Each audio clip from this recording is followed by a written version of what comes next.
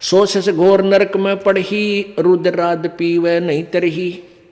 मुख पर वचन करे परवाना, घर पर जाए करे विज्ञाना। मुख पर तो सारी बात माने और घर पर जाकर चौधरी पाक अपने हिसाब से सेटिंग करो ना, इन्होंने ऐसे ठीक नहीं गुरु, ये ऐसे होना चाहिए। तो परमात्मा कहते हैं आप जीव हैं और जीव संज्ञा में ही रहना चाहिए। आपने परमात्मा की आज्ञा में कोई भी दोष नहीं निकालना चाहिए, फाइनल हो। अब गुरु जी की आज्ञा देगा आपको। हम क्या आज्ञा देते हैं भाई? बीड़ी मत पीना, शराब मत पीना, तम्बाकू मत पीना, बुराई ना करना, चोरी मत करियो, रिश्वत मत लेना, भगवान पर विश्वास रखना, भक्ति करना, आनुपाशा मत करना। और ये सारी ही ना करने की है और ये आज्ञा पालन करने की है। और ये भी नहीं करोगे फिर भगत कैसे? व्यर्थ।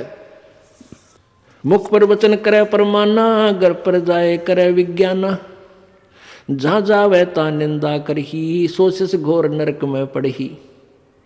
ऐसे से कोठा हर नाही, गुरु विमुक्त लोचत मन माही। वेद पुराण कहे सब साखी, साखी शब्द सब है यूं बाकी। मानुष जन्म पाए कर खोए है, सतगुरु विमुखा युग युग रोए। अब सतगुरु से विमुख होने वाला कहते हैं युग युग रोएगा। परमेश्वर आए थे सतगुरु रूप में, सन 1398 में प्रकट हुए थे बालक रूप में। और सन 1518 में वो परमात्मा 120 वर्ष रहकर सतगुरु की भूमिका करके सहशरीर गए थे। तो उस समय जो हम 64 लाख के 64 लाख और परमात्मा से विमुख हो गए थे, हम सतगुरु से विमुख हो गए थे। और उनके विमुख हुए हुए प्राणी युग युग रो रहे हैं। आज तक हम भटक रहे हैं, भरम रहे हैं, क्योंकि हमने परमात्मा को परमात्मा नहीं माना। क्यों नहीं माना? क्योंकि हम अशिक्षित थे। अशिक्षित होने के कारण हम उन गुरुओं की जो संस्कृत भाषा जानते थे, वेद पुराणों को पढ़ते थे, उन्हीं को हम विद्वान मानते थे।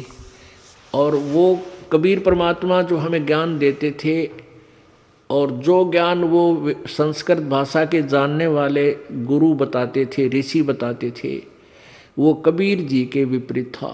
कबीर जी का ज्ञान उनके विपरीत था और शास्त्रों के अनुकूल था। अब वो शास्त्रों के ज्ञाता माने जाने वाले ऋषि और ब्राह्मण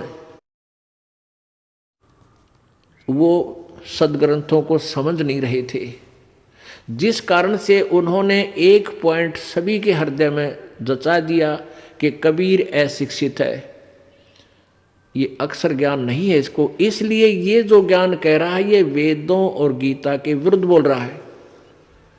तो इस बात का दाव उन नकली गुरुओं संतों का लगा रहा कि भाई सचमुच कबीर जी तो अशिक्षित हैं, अक्षर ज्ञान नहीं।